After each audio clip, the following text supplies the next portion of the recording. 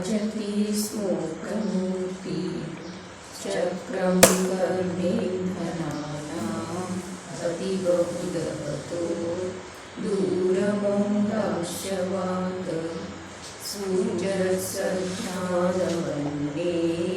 दिवरुचिरतरः प्रोद्धतो विस्फुलिङ्गः।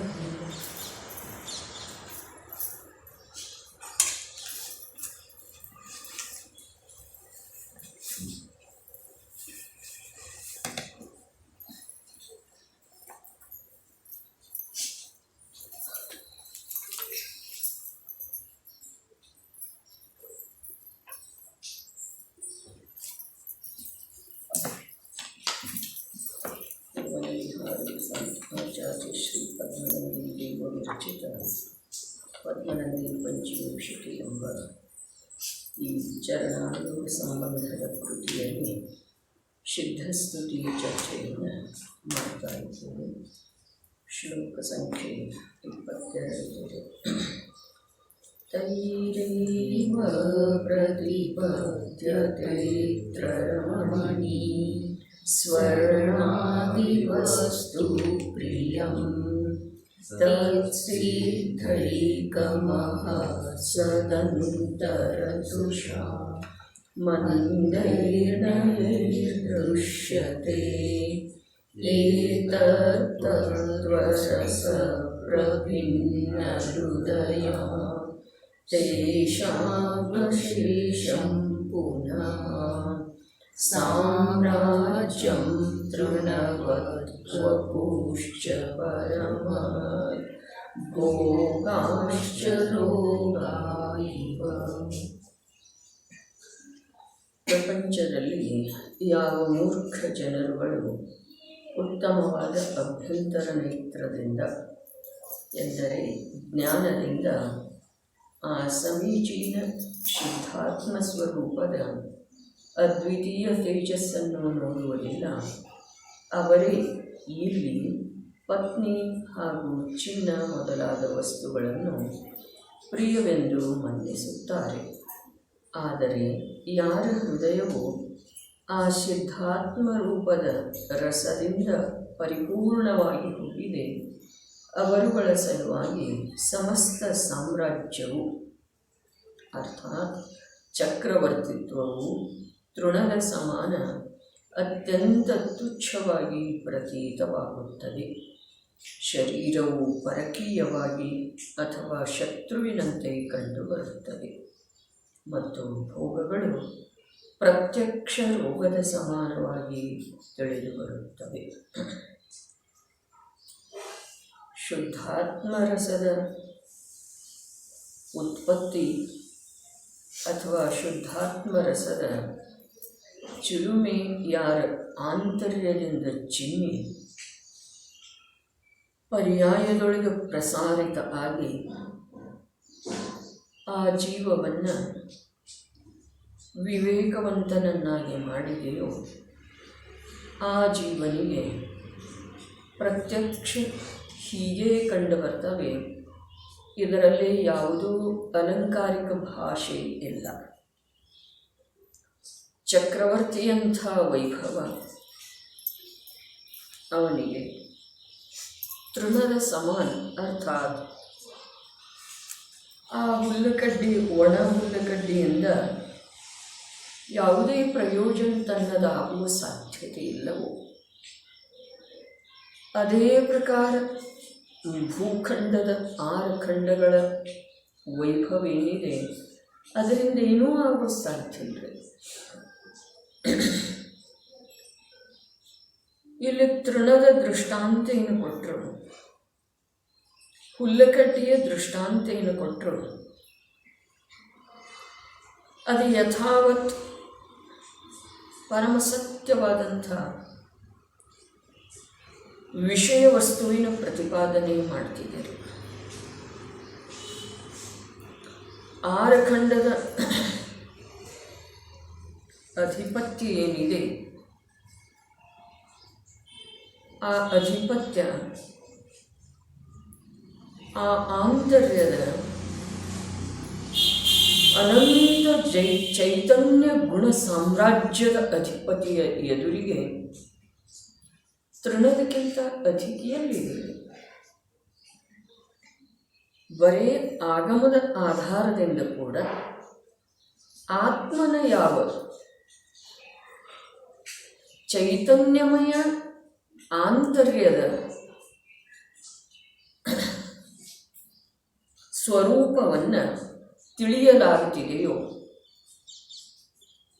ಬರೇ ಆಗಮದ ಆಧಾರದಿಂದ,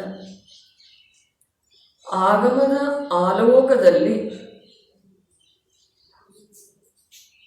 ಪ್ರಾಮಾಣಿಕ ಜ್ಞಾನದಿಂದ ಅಥವಾ ಆಗ್ರಹವನ್ನು ಬಿಟ್ಟು ಜ್ಞಾನದಿಂದ ವಿಚಾರ ಮಾಡಿದರೆ ಜಡ ವೈಭವ ಮತ್ತು ಚೈತನ್ಯ ವೈಭವ ಇದರ ಮಧ್ಯದೊಳಗೆ ಯಾವ ಪ್ರಕಾರದ ಹೋಲಿಕೆ ಇರುವ ಸಾಧ್ಯತೆ ಇದೆ? ಅದನ್ನು ಕೊಟ್ಟು ಇದನ್ನು ತಗೊಳ್ಳಿಕ್ಕೆ ಅಷ್ಟು ಬುದ್ಧಿಹೀನ ಯಾರು ಇರೋ ಸಾಧ್ಯ ಇದೆ? ಬರೇ ಜಡ ಮತ್ತು ಚೈತನ್ಯ ಆಗಮದ ಆಲೋಕದಲ್ಲಿ ಪ್ರಕಾಶದಲ್ಲಿ ನೋಡಿದ ನಂತರ ನಾವು ನೋಡುವುದಿಲ್ಲರಿ. ಅಜ್ಞಾನದ ಅಂಧಕಾರದಿಂದ ಅನೇಕ ವರ್ಷಗಳಿಂದ ಕೇಳ್ತಾ ಇದ್ದೇವೆ, ಓದ್ತಾ ಇದ್ದೇವೆ ರೀ. ಆದರೆ ನೋಡಲಿಕ್ಕೆ ಬೇಕಲ್ಲ. ಆಗಮದ ಪ್ರಕಾಶದಲ್ಲಿ ಜಡದ ಸ್ವರೂಪ ಮತ್ತು ಚೈತನ್ಯದ ಸ್ವರೂಪ ಬರೇ ದುರಾಗ್ರಹ ರಹಿತ ಜ್ಞಾನದಿಂದ ಅವಲೋಕನೆ ಮಾಡಿದ್ದೇ ಆದ್ರೆ ಅರೆ ನಾನೆಷ್ಟು ಮೂರ್ಖ ಇದ್ದೇನೆ ಅಂಥೇಳಿ ಜೀವನಿಗೆ ಅನ್ನಿಸದೇ ಇರುವ ಸಾಧ್ಯತೆ ಇಲ್ಲ. ಆ ಅನಿಸಿಕೆ ಒಂದು ವೇಳೆ ಆಗಮದ ಮೇಲೆ ದೃಢವಾದ ಶ್ರದ್ಧೆ ಇತ್ತು ಅಂತಂದ್ರೆ ಆ ಅನಿಸಿಕೆ ಬಿಟ್ಟು ಹೋಗೋದು ಕೂಡ ಸಾಧ್ಯ ಇಲ್ಲ. ಅನಿಸಿಕೆ ಹೇಳ್ತಾ ಇದೆ ಅಂದರೆ ಅನುಭವಂತೂ ಯಾವ ಕಾಲದೊಳಗೂ ಬಿಟ್ಟು ಹೋಗೋದಿಲ್ಲ.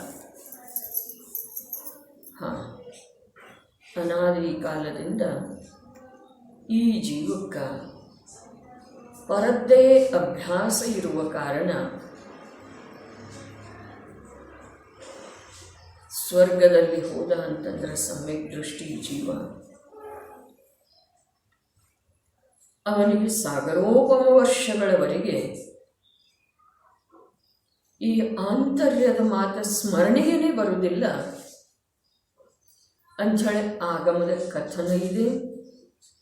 ಆ ಕಥನದೊಳಗೆ ಅಂಶ ಮಾತ್ರ ಕೂಡ ಅಸತ್ಯ ಇಲ್ಲ. ಯಾಕೆ ಅಂತಂದ್ರೆ ಈ ಜೀವನ ಅನಾದಿ ರೂಢಿ ಇಷ್ಟು ಪ್ರಗಾಢ ಇದೆಯಲ್ಲ, ಆ ಸಮ್ಯಕ್ತ್ವವನ್ನು ಕೂಡ ಅದು ಅನೇಕ ಕಾಲದವರೆಗೆ ಪ್ರಕಟವಾದಂತಹ ಸಮ್ಯಕ್ತ್ವವನ್ನು ಅತೀಂದ್ರಿಯ ಆನಂದವನ್ನು ಕೂಡ ಅದು ಮುಚ್ಚಿ ಹಾಕುವಲ್ಲಿ ಸಮರ್ಥ ಇದೆ ಅನ್ನುವ ಮಾತನ್ನು ಅಲ್ಲಿ ಹೇಳಿದ್ದಾರೆ.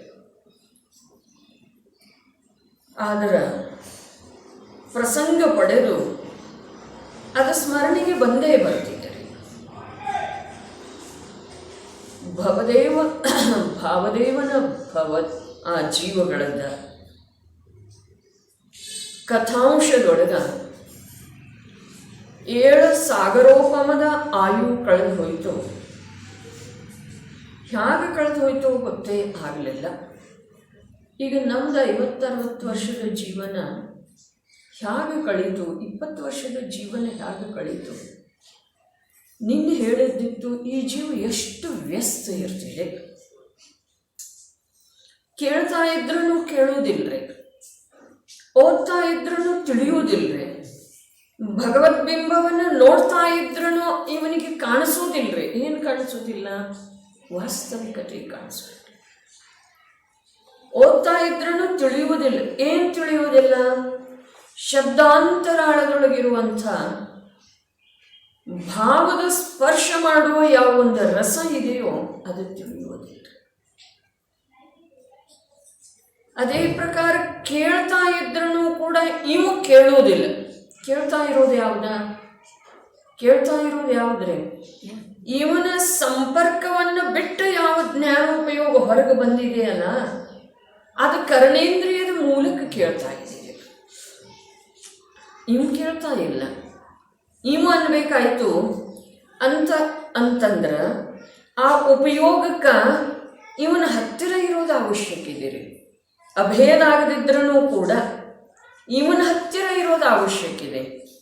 ಆ ಉಪಯೋಗ ಅವನ ಸಂಪರ್ಕವನ್ನು ಕತ್ತರಿಸಿ ಹಾಕಿ ಮಳೆ ಅಧಿಕತೆಯಿಂದ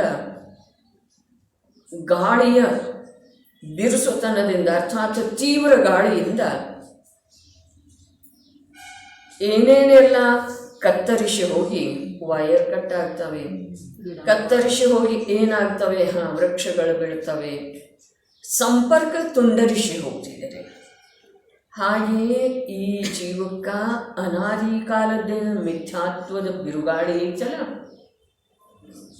ಅದು ಒಮ್ಮೊಮ್ಮೆ ಇಷ್ಟು ತೀವ್ರ ಆಗ್ತಿದೆಯಲ್ಲ, ಆಗಮ ಓದಲಿಕ್ಕೆ ಕೂತ್ರನೂ ಕೂಡ ಅದು ಕತ್ತರಿಸಿ ಹೋದದ್ದಿದೆ. ಅವನ ಜೊತೆಗೆ ಇನ್ನು ಸಂಪರ್ಕಂತೂ ಕತ್ತರಿಸನೇ ಇದು ಪ್ರಗಟ ಆಗ್ತಿದೆ, ಅರ್ಥಾತ್ ಹೊರಗೆ ಬರ್ತಿದೆ.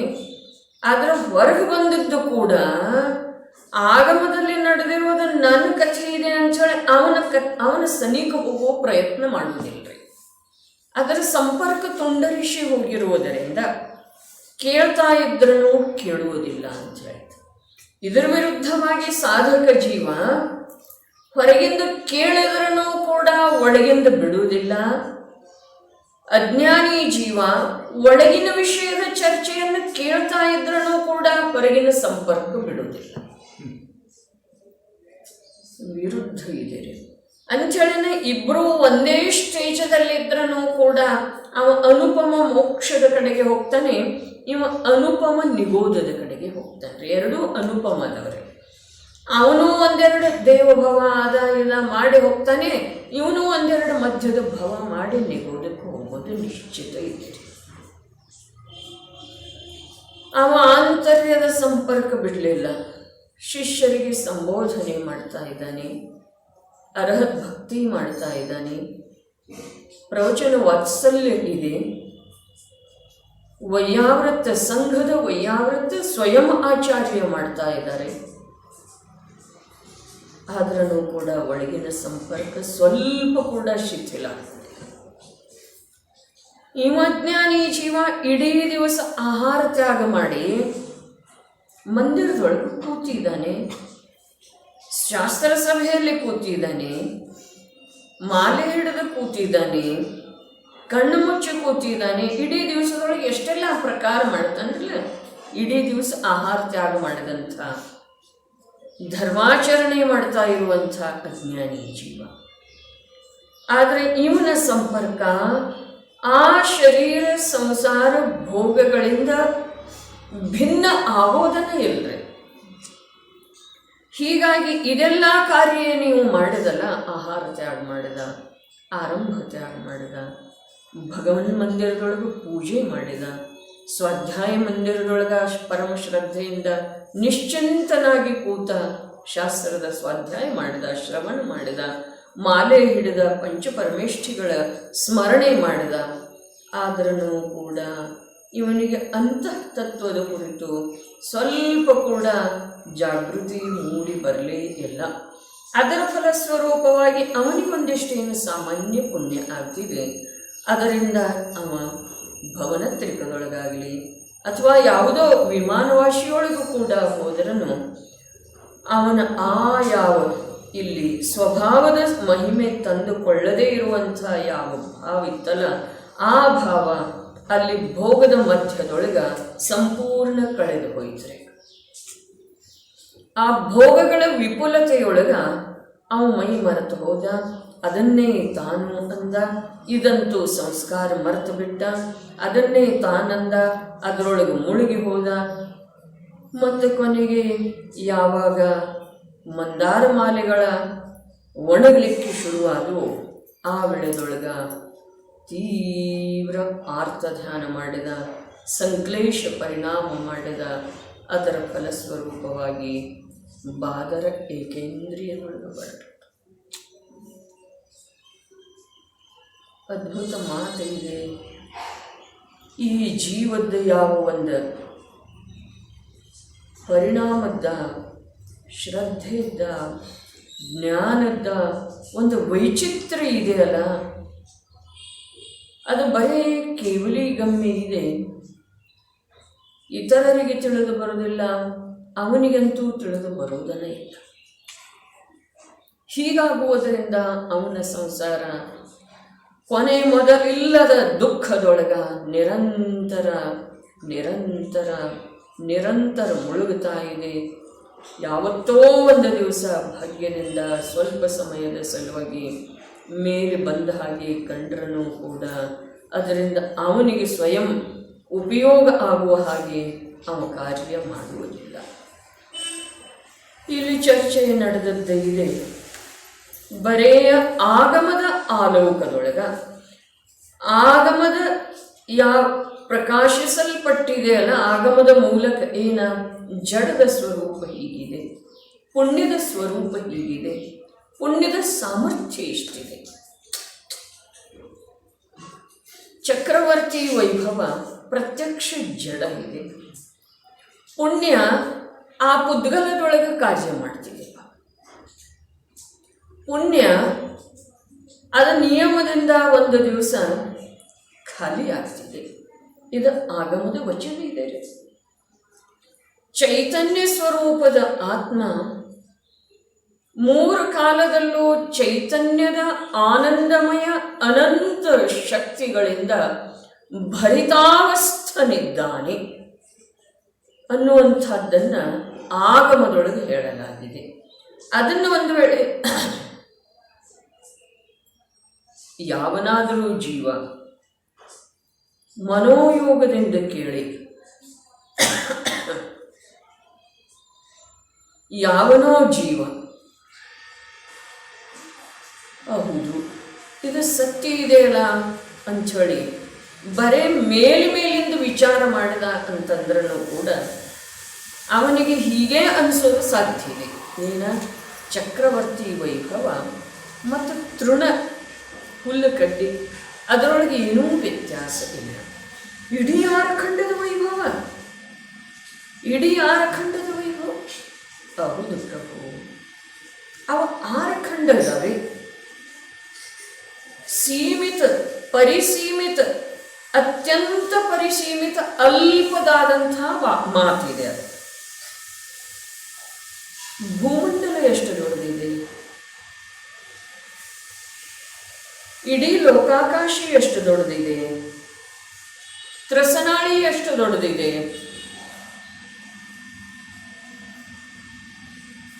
ಮಧ್ಯಲೋಕದೊಳಗೆ ಎಷ್ಟು ದ್ವೀಪ ಮತ್ತು ಸಮುದ್ರಗಳಿದ್ದಾವೆ, ಊರ್ಧ್ವಲೋಕದೊಳಗೆ ಎಷ್ಟು ವಿಮಾನಗಳಿದ್ದಾವೆ, ಸ್ವರ್ಗಗಳಿದ್ದಾವೆ, ಕಲ್ಪಾತೀತ ದೇವರುಗಳ ಸ್ಥಾನ ಅಂಥದ್ದಿದೆ, ಪಂಚಾನು ದಿಶೆ ಮತ್ತು ಪಂಚಾನುತ್ತರ ವಿಮಾನಗಳ ಸ್ವರೂಪ ಏನಿದೆ, ಸಿದ್ಧರಿರುವಂಥ ಸ್ಥಾನ ಯಾವುದಿದೆ. ಹಾಗಾದ್ರೆ ಈ ಇಡೀ ಲೋಕದ ಎದುರಿಗೆ ಆ ಆರಖಂಡ ಎಷ್ಟಿದೆ? ಬರೀ ಜಡದೊಳಗನ ವಿಭಾಜನೆ ಮಾಡಿದ್ರೂ ಕೂಡ ಆ ಆರಖಂಡ ಎಷ್ಟಿದೆ? ಅತ್ಯಂತ ಸ್ವಲ್ಪ, ಅತಿ ಅಲ್ಪ ಇದೆ ರೀ. ಅದರ ಸಲುವಾಗಿನ ಆಗಮದ ಅವಲಂಬನೆ ಕಲ್ಯಾಣಾಭಿಲಾಷಿಯ, ಸುಖಾಭಿಲಾಷಿಯ, ಮನುಷ್ಯ ಜೀವನವನ್ನು ಪ್ರಾಪ್ತ ಮಾಡಿಕೊಂಡಿರುವಂಥ ಜೈನನ ಕಟ್ಟುನಿಟ್ಟಾದ ಕರ್ತವ್ಯ ಇದೆ. ಅವನಿಗೆ ಈ ಲೋಕದ ಜಡ ವೈಭವದ ಕೂಡ ವಿಸ್ತಾರ ತಿಳಿದು ಬಂತು ಅಂತಂದ್ರೆ ಚಕ್ರವರ್ತಿ ವೈಭವ ಬಹಳ ಅಲ್ಪ ಇದೆ ರೀ. ಇಲ್ಲಿ ತೃಣ ಹೇಳಿದ್ರಲ್ಲ, ಇದು ಅತ್ಯಂತ ಅತ್ಯಂತ ಪರಮ ಸತ್ಯವಾದಂಥ ಉದಾಹರಣೆ ಇದೆ ರೀ. ಮನುಷ್ಯನಿಗೆ ಆ ಹುಲ್ಲುಕಡ್ಡಿಯಿಂದ ಯಾವ ಪ್ರಕಾರದ ಪ್ರಯೋಜನ ಇಲ್ಲ. ಮನುಷ್ಯನಿಗೆ, ಮನುಷ್ಯ ಎಷ್ಟು ದೊಡ್ಡವನೇ, ಹಾಗಾದ್ರೆ ಯಾವನೋ ಓರ್ವ ಅರೂಪಿ ಜೀವನಿಗೆ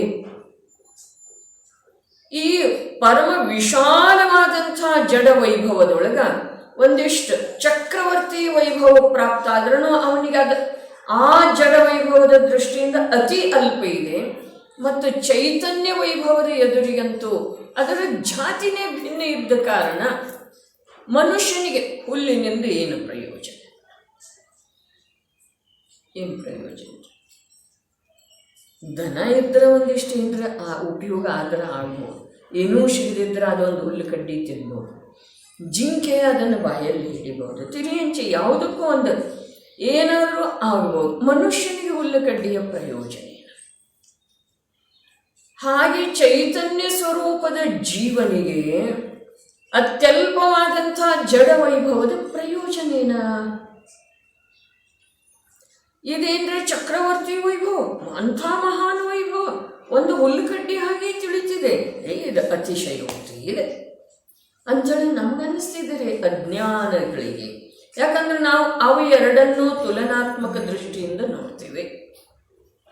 ಅವು ಎರಡರಲ್ಲೇ ಹೊಂದಾಣಿಕೆ ಮಾಡಲಿಕ್ಕೆ ಹೋಗ್ತೇವೆ. ಆದರೆ ವಾಸ್ತವದಲ್ಲಿ ನೀನು ಮನುಷ್ಯ, ನಿನಗೆ ಹುಲ್ಲುಕಡ್ಡಿಯಿಂದ ಯಾವ ಪ್ರಕಾರ ಯಾವುದೇ ಪ್ರಯೋಜನ ಇಲ್ಲವೋ, ಅದು ಒಣದಿದೆ, ಕೊಳತದ್ದು ಇದೆ. ಒಂದಿಷ್ಟು ಅದರೊಳಗೆ ಗಟ್ಟಿತನ ಇದ್ರೆ ಹಲ್ಲೊಳಗಿನ ಒಂದು ಏನಾದರೂ ಕಸರು ತಕ್ಕೊಳ್ಳಿಕ್ಕೆ ಬರ್ತಿದ್ದೀರಿ, ಅದು ಇಲ್ಲ, ಅದು ಕೊಳತದ್ದು ಇದೆ ರೀ. ಪುಣ್ಯ ಕೊಳತ ನಂತರ ಚಕ್ರವರ್ತಿ ವೈಭವ ಸಿಗ್ತಿದೆ ರೀ. ಪಕ್ವಾದ ನಂತರ ಅಂಥೇಳಿ ಪ್ರಶಸ್ತ ಶಬ್ದ ಇದೆ ರೀ ಆಗಮದಲ್ಲಿ. ಉದಯಕ್ಕೆ ಬಂದ ನಂತರ ಅಂಥೇಳಿ ಶಬ್ದ ಇದೆ ರೀ. ಹಾಗಾದ್ರೆ ಆ ಚಕ್ರವರ್ತಿ ವೈಭವ ಈ ಆಂತರ್ಯದ ಚೈತನ್ಯ ರಸವನ್ನ ಕಂಡಿರುವಂಥ, ಉಂಡಿರುವಂಥ, ಹೃದಯಕ್ಕೆ ವೇದ್ಯ ಆಗಿರುವಂಥ ಜೀವನಿಗೆ ಆ ಚಕ್ರವರ್ತಿ ವೈಭವ ಹುಲ್ಲಿನ ಹಾಗೆ ಕಾಣಿಸ್ತಿದೆ ಅಂತಂದ್ರೆ ಅತಿಶಯೋಕ್ತಿ ಇದೆ, ಪರಮ ಸತ್ಯ ಇದೆ ರೀ. ಒಮ್ಮೆ ನಿರ್ಣಯ ನಮ್ದು ಆಗಬೇಕು. ನಾವು ಅದನ್ನು ಹಿಡಿಯುವ ಮಾತಿಲ್ಲ. ನಮ್ಮ ಹತ್ರ ಅಂತೂ ಚಕ್ರವರ್ತಿ ವೈಭವ ಇಲ್ಲ. ಯಾವುದಿದೆಯೋ ಅದನ್ನರೇ ಅಷ್ಟು ನಮಗಿರು ತನಕರೇ ಬೇಕಲ್ಲ. ಇರು ತನಕ ಅಂದ್ರೆ ನೀ ಅನಂತ ಕಾಲ ಇರೋ, ಆದರೆ ನಿನ್ನ ಜೊತೆಗೆ ಅನಂತ ಕಾಲ ಇರುವುದಿಲ್ಲ. ನಿನಗೆ ಬೇಕಾಗುವುದು, ಆದರೆ ಅದು ನಿನ್ನ ಜೊತೆಗೆ ಇರುವುದಿಲ್ಲ. ಯಾವ ಪ್ರಕಾರ ಅದು ಇಷ್ಟು ಸಮಯ ಯಾರ ಜೊತೆಗೆ ಅಗ್ರಿಮೆಂಟ್ ಮಾಡ್ಕೊಂಡಿದ್ದೀರಿ? ಅದ ಪುಣ್ಯದ ಜೊತೆಗೆ, ನನ್ನ ಜೊತೆಗೆಲ್ಲ. ಜೀವದ ಜೊತೆಗೆ ಅದರದ ಯಾವ ಪ್ರಕಾರದ ಒಪ್ಪಂದ ಇಲ್ಲ. ಒಪ್ಪಂದ ಯಾವುದರ ಜೊತೆಗೆ ಇದೆ? ಪುಣ್ಯದ ಜೊತೆಗೆ ಇದೆ. ಈ ಪುಣ್ಯ ಇರೋ ತನಕ ನಾ ಇಲ್ಲಿ ಸಂಯೋಗದೊಳಗೆ ಇರ್ತೇನೆ, ಅಥವಾ ಈ ರೂಪದಿಂದ ಇರ್ತೇನೆ. ಇಂಥ ಅಸಾರವಾದಂಥ ಜೀವದ ವಿಶ್ವಾಸದ ಮೇಲೆ ಯಾವುದೂ ನಿಬದ್ಧ ಇಲ್ಲದೆ ಇರುವಂಥ ಜಡ ವೈಭವವನ್ನು ಜೀವ ಒಂದು ವೇಳೆ ತನ್ನ ಸ್ವರೂಪ ತಿಳಿದ ಅಂತಂದ್ರೆ ಅದರ ಬೆಲೆಯನ್ನು ಎಷ್ಟು ಮಾಡಬಹುದ್ರಿ? ಎಷ್ಟಂತ ತಿಳಿಬಹುದ್ರಿ? ಆ ಹುಲ್ಲು ಕಡ್ಡಿಯಷ್ಟು ಕೂಡ ತಿಳಿಯೋದಿಲ್ಲ. ಸುಮ್ಮನೆ ದೃಷ್ಟಾಂತ ಇಟ್ಟಿದ್ದಾರೆ.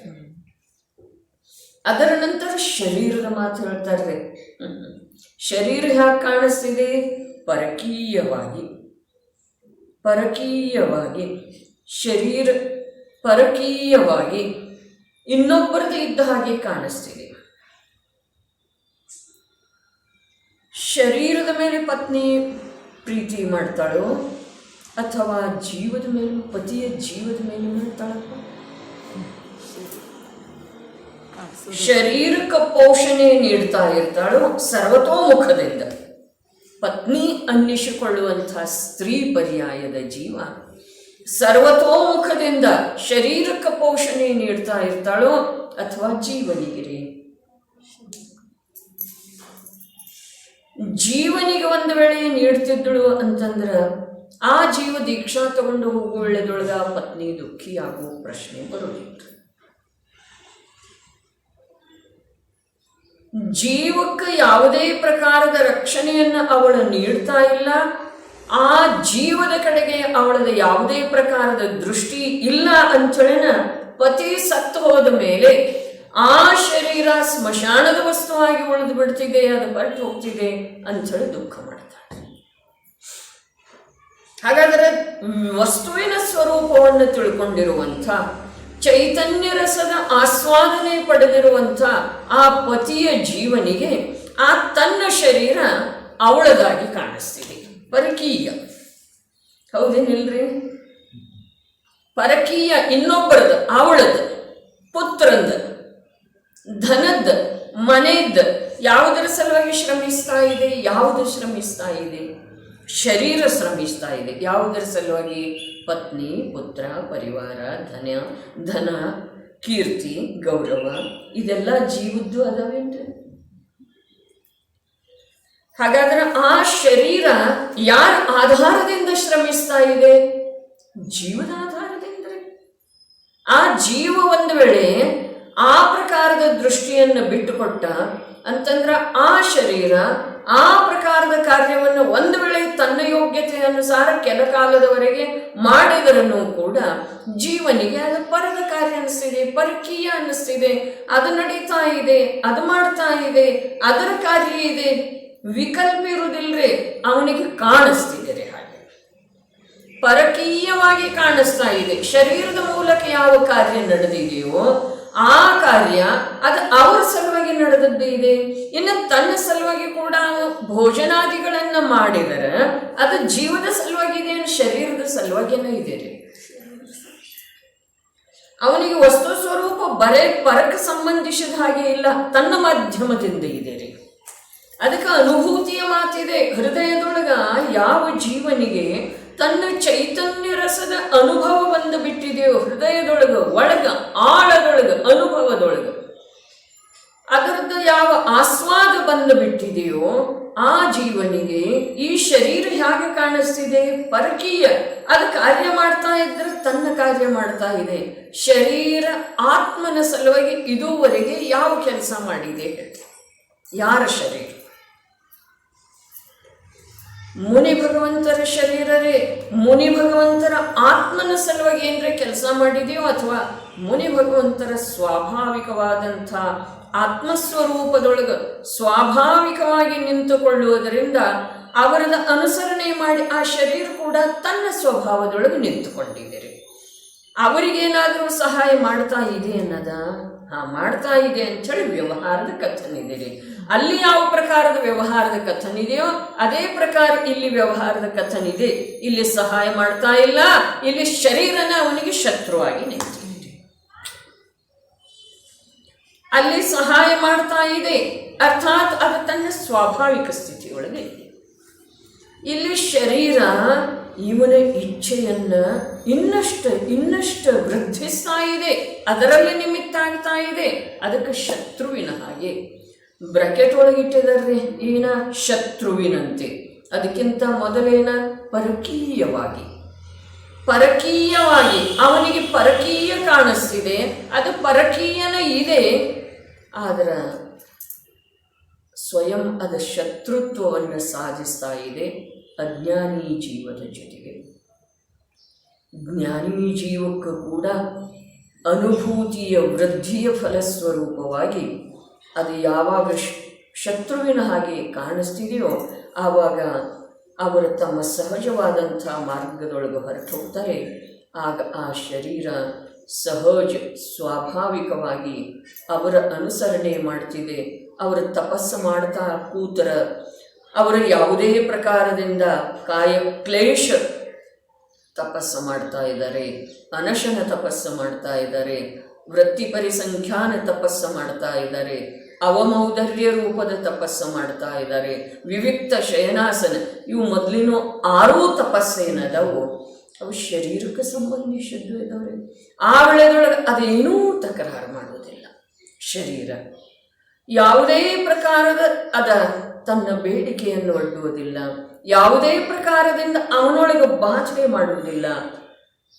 ಈ ಪ್ರಕಾರ ಶರೀರ ಅವನಿಗೆ ಏನಾಗ್ತಿದೆ? ಸಹಕಾರಿ ಆಗ್ತಿದೆ. ಅರ್ಥಾತ್ ಅವನ ಕಾರ್ಯದೊಳಗ ಸಮಾನ ರೂಪದಿಂದ ತನ್ನ ಕಾರ್ಯವನ್ನು ಅದು ಮಾಡ್ತಾ ಉಳಿತಿದೆ. ಅದರ ಫಲಸ್ವರೂಪವಾಗಿ ಆ ಶರೀರಕ್ಕೆ ಏನು ಸಿಗ್ತಿದೆ? ಲೋಕದೊಳಗೆ ಗೌರವ ಸಿಗ್ತಿದೆ. ಹೌದು ಅಥವಾ ಆ ಶರೀರಕ್ಕೂ ಕೂಡ ಲೋಕದೊಳಗೆ ಗೌರವ ಸಿಗ್ತಿದೆ. ಚಕ್ರವರ್ತಿ ಇಂದ್ರರಂಥವರು ಕೂಡ ಆ ಶರೀರದ ಮಾಧ್ಯಮದಿಂದ ಆ ಮುನಿ ಭಗವಂತನ ಸಾಧನೆಗೆ ನತಮಸ್ತಕ ಆಗ್ತಾರೆ, ಅವರ ಸ್ತುತಿ ಮಾಡ್ತಾರೆ.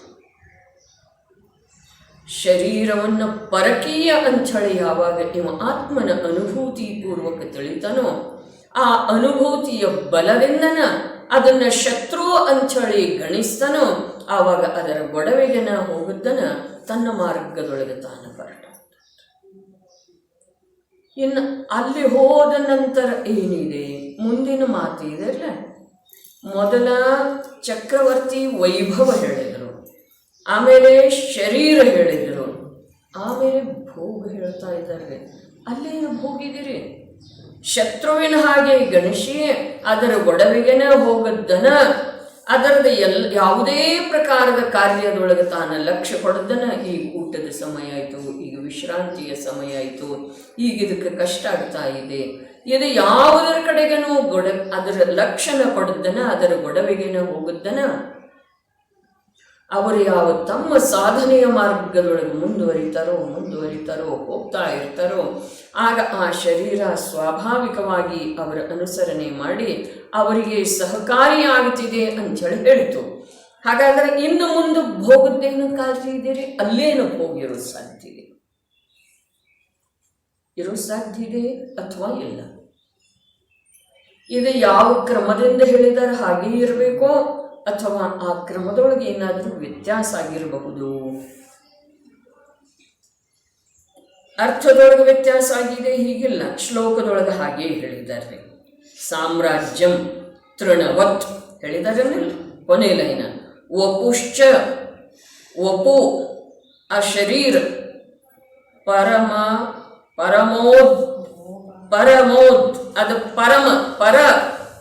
ಪರವಾಗಿ ಉದ್ಭಾಷಿತ ಆಗ್ತಿದೆ.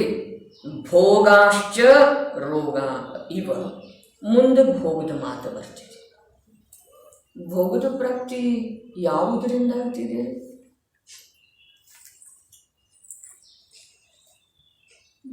ಭೋಗ ಸಾಮಗ್ರಿಗಳ ಪ್ರಾಪ್ತಿ, ಭೋಗ ಸಾಮಗ್ರಿಗಳ ಉಪಲಬ್ಧ ಆದ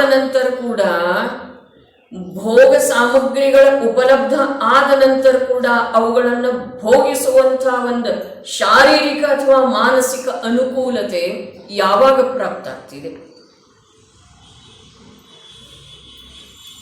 ಭೋಗಿಸ್ತಾ ಭೋಗಗಳದ್ದ ಮತ್ತು ಭೋಗಿಸೋ ಸಾಮರ್ಥ್ಯದ ವೃದ್ಧಿಯಾಗ್ತಿದೆಯಲ್ಲ, ಸರಳ ಮಾತಿದೆಲ್ಲ. ಭೋಗಿಸ್ತಾ ಭೋಗಗಳ ವೃದ್ಧಿ ಆಗ್ತಿದೆಯೋ ಅಥವಾ ಭೋಗಿಸ್ತಾ ಭೋಗಗಳು ಕಮ್ಮಿ ಆಗ್ತಾ ಹೋಗ್ತಾವ್ರಿ?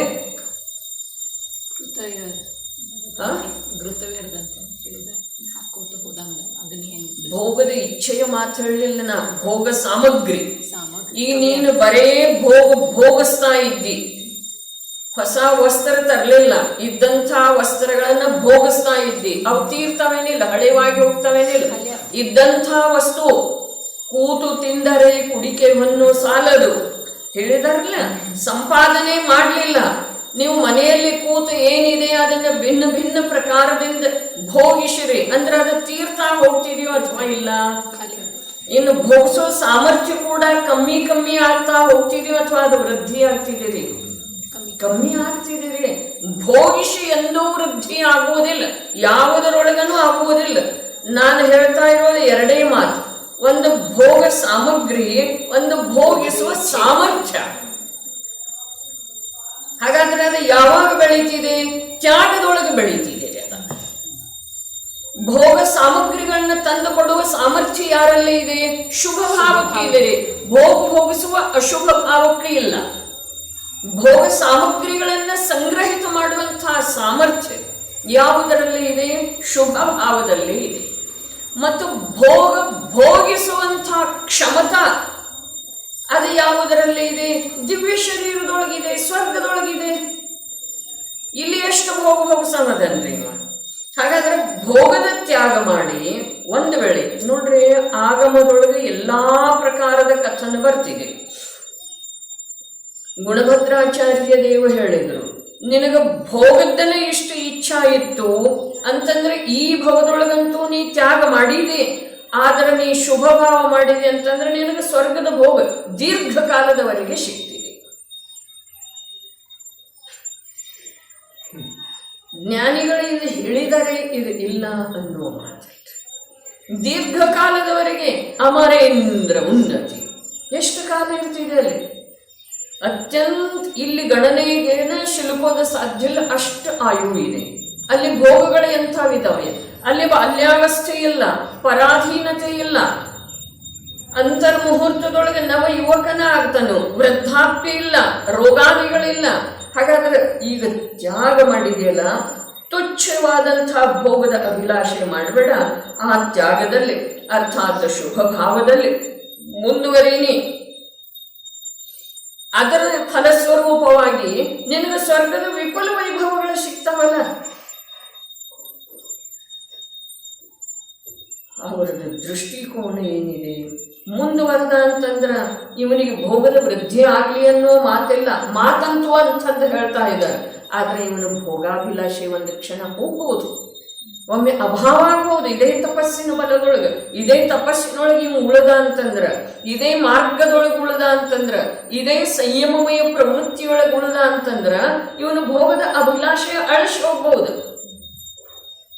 ಅವನಿಗೆ ಆಶೆ ಹೇಳಿದಾರ ಮುಂದಿನ, ಮತ್ತದು ನಿರರ್ಥಕಂತೂ ಇಲ್ಲ, ಅದು ಸಾರ್ಥಕನೇ ಇದೆ. ಇಲ್ಲಿ ಪ್ರಾಮಾಣಿಕ ರೂಪದಿಂದ ಅವನು ತಪಸ್ಸಿನಲ್ಲಿ ಮುಂದುವರೆದ ಅಂತಂದ್ರ ಆತ್ಮನ ಅನುಭೂತಿ ಇಲ್ಲದಿದ್ರೂ ಕೂಡ ಭೋಗದ ಇಚ್ಛೆಯನ್ನು ತ್ಯಾಗ ಮಾಡಿ ಭೋಗಗಳ ದುಃಖದ ಕಾರಣದವ ಅಂತೇಳಿ ವಿಕಲ್ಪಾತ್ಮಕವಾಗಿ ತಿಳ್ಕೊಂಡ ಜಿನಪ್ರಣೀತ ಮಾರ್ಗದೊಳಗ ಸಂಯಮ ಮಾರ್ಗದೊಳಗೆ ಮುಂದುವರೆದ ಅಂತಂದ್ರ ಅವನಿಗೆ ಸ್ವರ್ಗದ ಮಾರ್ಗ ತೆಗೆದಿದ್ದಾರೆ. ಹಾಗಾದ್ರೆ ಇವನಿಗೆ ಯಾವ್ದು ಬೇಕೋ ಆ ಭೋಗದಲ್ಲಿ ವಿಪುಲವಾಗಿ ಸಿಗ್ತಿದ್ದೀರಿ. ಇಲ್ಲಿ ಎಷ್ಟು ಸಿಗೋದಿದೆ, ಇಲ್ಲಿ ಪರಾಧೀನ ಇದೆ, ಭೋಗಿಸಬೇಕನ್ನುವುದರೊಳಗ ಅದೇ ಗುಣಭದ್ರಾಚಾರ್ಯರು ಹೇಳಿದ್ರಲ್ಲ, ತೃಷಾತುರನ ತೃಷ್ಣೆಯು ಎಂದೂ ಪೂರ್ಣವಾಗುವುದಿಲ್ಲ.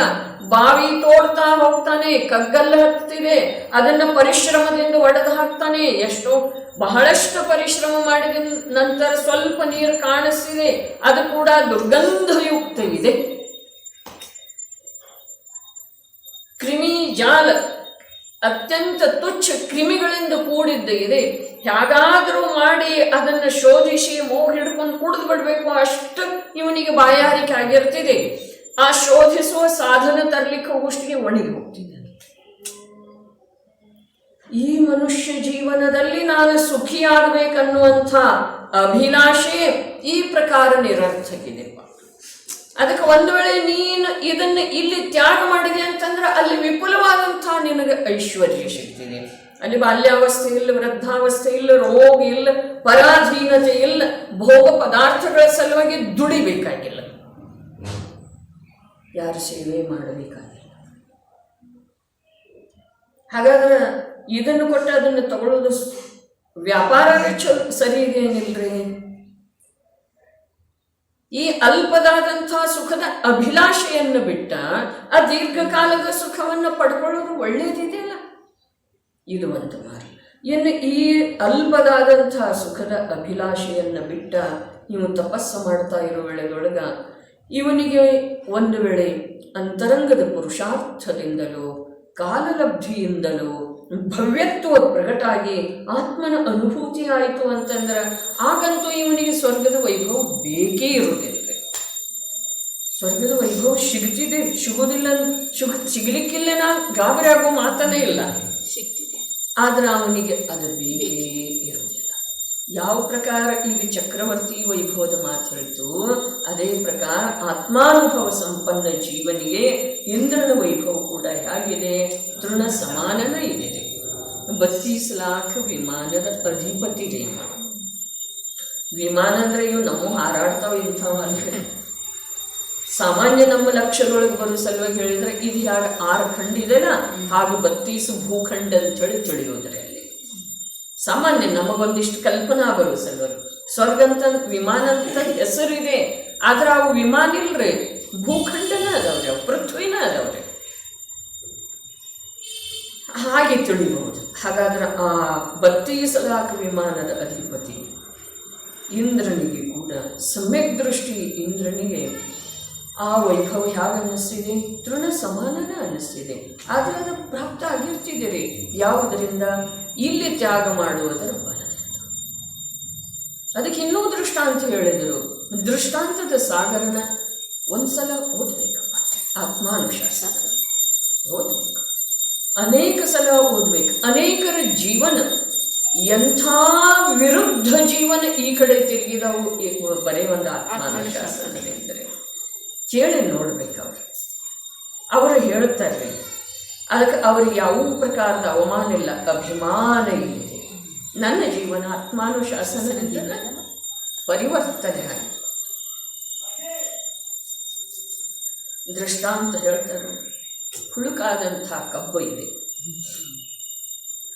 ಕಬ್ಬ ಆ ರಸದ ಲೋಭಿ ಅದನ್ನ ಒಂದು ವೇಳೆ ಕಷ್ಟಪಟ್ಟು ಸುಡದ ಅಂತಂದ್ರೆ ಅವನಿಗೆ ರಸ ಎಲ್ಲಿ ಒಂದಿಷ್ಟು ಶೀಘ್ರ ಸಿಗ್ಬೋದು, ಹುಳು ಹತ್ತಿದ್ದೇ ಇದೆ.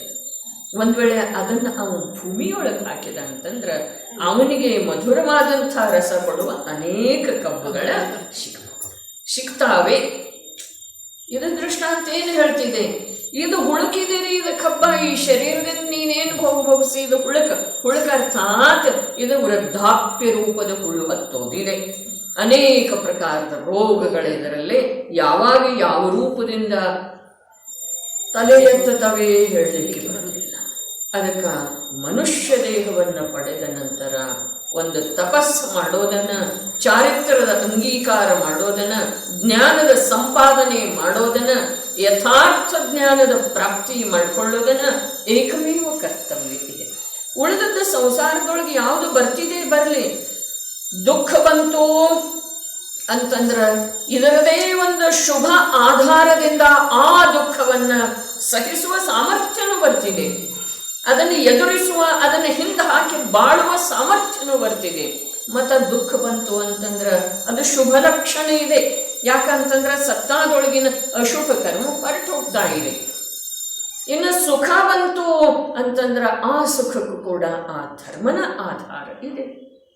ಅದಕ್ಕೆ ಯಾವುದೇ ಅವಸ್ಥೆಯಲ್ಲಿ ಒಂದು ಜ್ಞಾನ, ಯಥಾರ್ಥ ಜ್ಞಾನ, ಒಂದು ತಪಸ್ಸು, ಅಂತರಂಗದ ತಪಸ್ಸು, ಇಚ್ಛೆಯ ನಿರೋಧ ರೂಪದ ತಪಸ್ಸು, ನಾನು ತಪಸ್ಸು ಮಾಡ್ತಾ ಇದ್ದೇನೆ ಹೀಗೆ ಯಾವ ಭಾವನ್ನ ಇಟ್ಟುಕೊಳ್ಳೋದು ಅವಶ್ಯಕ ಇಲ್ಲ.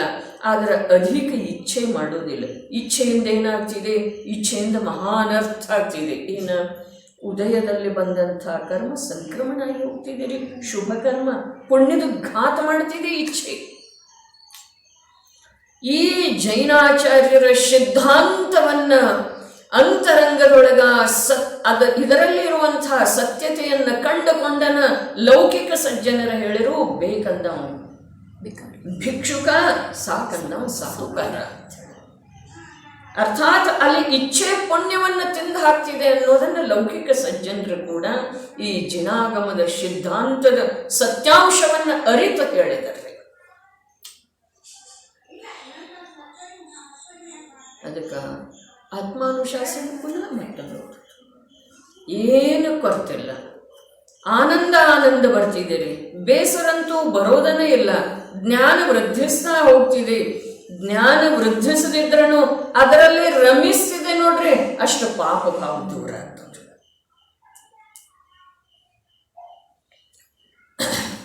ಇಲ್ಲೇನು ಹೇಳಿದ್ರು?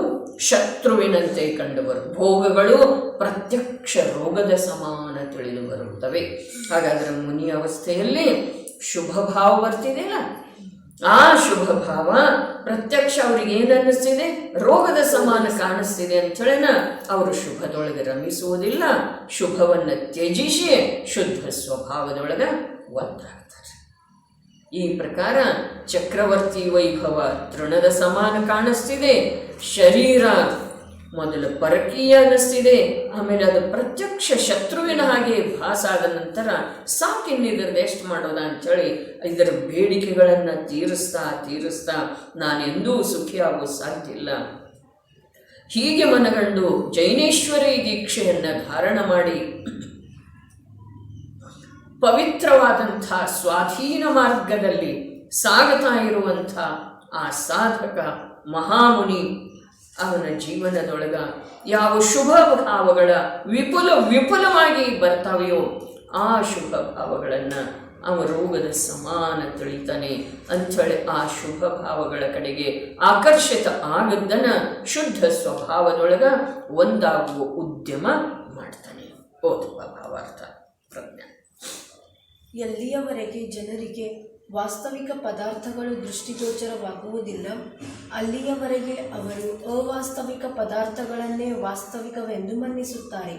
ಆದರೆ ಯಾವ ಸಮಯದಲ್ಲಿ ಅವರ ದೃಷ್ಟಿಯು ಬರೇ ಅವರ ದೃಷ್ಟಿ ಬೀಳಬೇಕಾಗಿಲ್ಲ, ಅದು ಪ್ರಾಪ್ತ ಆಗದಿದ್ರೂ ಕೂಡ ನೋಡ್ರಿ, ತಂದೆ ಇಟ್ಟದ್ದು ಎಫಡಿ, ಅದಕ್ಕೆ ನಮ್ದು ಏನು ಮಾಡಿದಾರು ನಾಮಿನಿ ಇಚ್ಛೆದಾರೆ ಇಟ್ಟದ್ದ ಆ ಎಫಡಿ ರಶೀಟ್ ಗೊತ್ತಿರಲಿಲ್ಲ ನಮ್ಗೆ. ಅವ್ರು ನಮ್ಮ ಅಪ್ಪಾಜಿ ಅಷ್ಟು ನನ್ನ ಹೆಸರಲ್ಲೇ ದುಡ್ಡು ಇಟ್ಟಿದ್ದಾರೆ ಅಥವಾ ಆ ದುಡ್ಡು ನನಗೆ ಆಗೋದಿದೆ ಅಂಥೇಳಿ ಗೊತ್ತಿರಲಿಲ್ಲ.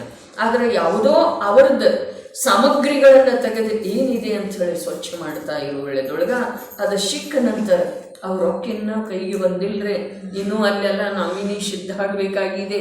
ಆದರೆ ಬರೀ ಆ ಎಫ್ ಡಿ ಮೇಲೆ ರಸೀಟ್ ಬಿತ್ತು ಅಂತ ದೃಷ್ಟಿ ಬಿತ್ತು ಅಂತಂದ್ರೆ ನಮ್ಗೆ ಆನಂದ ಆಗ್ತಿದೆಯೋ ಅಥವಾ ಅಮ್ಮ ಮಾಡಿಸಿಟ್ಟದ್ದು ಚಿನ್ನದ ಬಳೆ ಅಮ್ಮ ತೀರಿ ಹೋದ ನಂತರ ಅವ್ರು ತನ್ನೂನಾದವ್ರು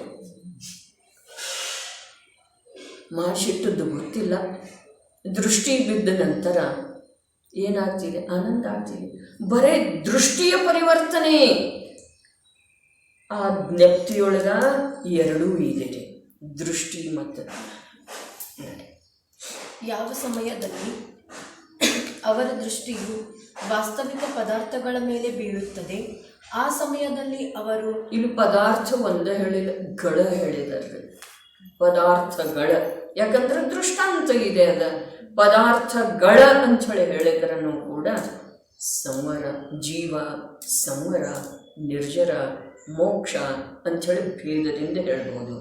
ಇನ್ನೂ ಭೇದ ಮಾಡಿದರೆ ಪ್ರಭುತ್ವ ಶಕ್ತಿ ಅದೊಂದು ಪದಾರ್ಥ ಇದೆ ರೀ, ವೀರ್ಯ ಶಕ್ತಿ ಅದೊಂದು ಪದಾರ್ಥ ಇದೆ ರೀ, ಪ್ರಕಾಶ ಶಕ್ತಿ ಅದೊಂದು ಪದಾರ್ಥ ಇದೆ ರೀ. ಹಾಗಾದರೆ ಆ ಪದಾರ್ಥಗಳ ಮೇಲೆ, ಆ ಪದಾರ್ಥಗಳ ಅಭೇದ ಪಿಂಡ ಸ್ವರೂಪನಾದಂಥ ಆತ್ಮರೂಪದ ಸಾಮ್ರಾಜ್ಯದ ಮೇಲೆ ಇದರದ ದೃಷ್ಟಿ ಬಿತ್ತು ಅಂತಂದ್ರೆ ಇದು ಎಷ್ಟು ಧನ್ಯವಾಗಿ ಹೋಗ್ತಿದ್ದೀರಿ. ಜೀವ ಇವನ ಅನಾದಿ ಕಾಲದ ದಾಹ ಎಲ್ಲ ತಣ್ಣೀರು ಹೋಗ್ತಿದ್ದೀರಿ.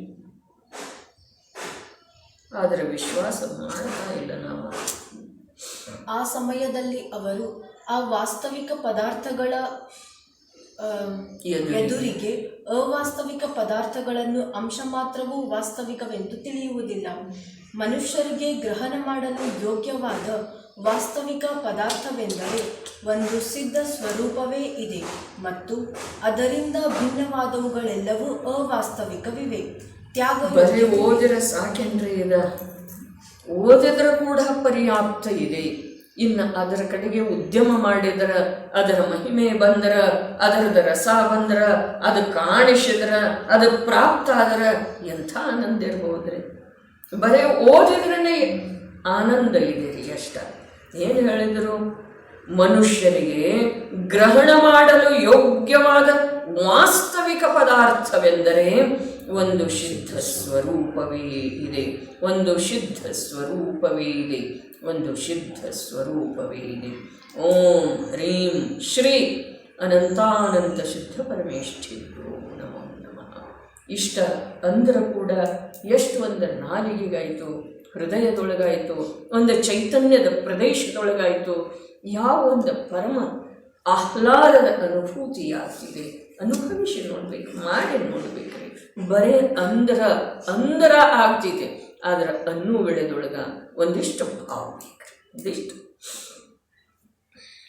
ಆದುದರಿಂದ ಎಲ್ಲಿಯವರೆಗೆ ಜನರ ದೃಷ್ಟಿಯು ಆ ಸಿದ್ಧ ಸ್ವರೂಪದ ಮೇಲೆ ಬೀಳುವುದಿಲ್ಲ ಅಲ್ಲಿಯವರೆಗೆ ಆ ಜನರು ಅವಾಸ್ತವಿಕವಿರುವ ಪತ್ನಿ, ಪುತ್ರ, ಧನ, ಧಾನ್ಯ ಮೊದಲಾದವನ್ನೆಲ್ಲವನ್ನೂ ವಾಸ್ತವಿಕವೆಂದು ಪ್ರಿಯವೆಂದು ಮನ್ನಿಸುತ್ತಾರೆ. ಆದರೆ ಯಾವ ಸಮಯದಲ್ಲಿ ಅವರಿಗೆ ಸಿದ್ಧ ಸ್ವರೂಪ ತೇಜಸ್ಸಿನ ಅನುಭವವಾಗುತ್ತದೆ ಆ ಸಮಯದಲ್ಲಿ ಅವರು ಸಿದ್ಧ ಸ್ವರೂಪದ ಎದುರಿಗೆ ಯಾವುದೇ ಸಾಮ್ರಾಜ್ಯ, ಶರೀರ, ಭೋಗ ಮೊದಲಾದ ಪದಾರ್ಥಗಳನ್ನು ಉತ್ತಮವೆಂದು ಮನ್ನಿಸುವುದಿಲ್ಲ ಮತ್ತು ಇವು ನಿಜವಾಗಿ ಉತ್ತಮ ಪದಾರ್ಥಗಳಿಲ್ಲ. ಉತ್ತಮವೆಂದು ಮನ್ನಿಸುವುದಿಲ್ಲ. ಅವರು ಮನ್ನಿಸೋದಿಲ್ಲ, ಅವರ ಮನ್ನಣೆ ಅಂತೂ ಬಿಡಪ್ಪ, ಆದರೆ ಉತ್ತಮ ಇಲ್ಲ, ಅದಕ್ಕೆ ನೀನು ಮನ್ನಿಸಬೇಡ ಅಂತ ಹೇಳ್ತಾ ಇದ್ದಾರೆ ಕಿವಿಯಲ್ಲಿ. ಅವರು ಮನ್ನಿಸೋದಿಲ್ಲ, ಇದು ಜಗಜ್ಜಾಹೀರು ಇದೆ. ಹಾಗಾದರೆ ಅವರು ಮನ್ನಿಸೋದಿಲ್ಲ, ಇದನ್ನು ನಿನಗೆ ಹೇಳೇನ? ಜಗತ್ತಿಗೆ ಗೊತ್ತಿದೆಯಲ್ಲ. ಯಾಕಪ್ಪ ಅಂತಂದ್ರೆ ಯಾಕೆ ಮನ್ನಿಸೋದಿಲ್ಲ? ಜಗತ್ತಿಗೆ ಗೊತ್ತಿದ್ದದ್ದು ವಿಷಯ ಇದೆ. ಯಾಕೆ ಮನ್ನಿಸೋದಿಲ್ಲ? ಅವು ವಾಸ್ತವಿಕೆ. ನಾನು ಹೇಳೇನ, ಅವು ಮನುಷ್ಯ ಬರೋಬರಿ. ಸಾವಕಾಶ ಹೇಳ್ತಾರಲ್ಲ, ಎಲ್ಲ ಚರ್ಚೆ ಮಾಡ್ತಾರೆ ಹೆಣ್ಮಕ್ಳ. ನೀವು ಹೇಳೇನ, ನೀ ಆ ಮನುಷ್ಯ ಬರೋಬರಿ. ಹಾಗೆ ಇದು ಧ್ವನಿ ಒಳಗೆ ಹೋಯ್ತಾರೆ. ಇವನ ಆಸಕ್ತಿ ಇರುವುದರಿಂದ ಇವನಿಗೆ ಕೇಳುವಂತಾರೆ. ಆ ಧ್ವನಿ ಒಳಗೆ ಏನು ಹೋಯಿತು? ಅವರು ಯಾಕೆ ಮನ್ನಿಸೋದು? ಅವರು ಮನ್ನಿಸೋದಿಲ್ಲ ಹೇಳಿದರು ಜೋರಾಗಿ. ಯಾಕಂದ್ರೆ ಜಗತ್ತಿಗೆ ಗೊತ್ತೈತಿ. ಯಾಕಂದ್ರೆ ಅವು ವಾಸ್ತವಿಕಿಲ್ಲ. ಅಷ್ಟು ಹೇಳಿ ಬರ್ತು ಹೋದ್ರೆ ಅವರು ಎಲ್ಲಿ? ವಾಸ್ತವಿಕ ಲೋಕಕ್ಕೆ ಬರ್ತು ಹೋದ್ರು. ಆದುದರಿಂದ ಭವ್ಯ ಪುರುಷರು ಸಿದ್ಧ ಸ್ವರೂಪದ ತೇಜಸ್ಸಿನ ಕಡೆಗೆ ತಮ್ಮ ದೃಷ್ಟಿ ಇರಿಸಿ ಅದರದೇ ಅನುಭವ ಮಾಡಬೇಕಾಗುವುದು.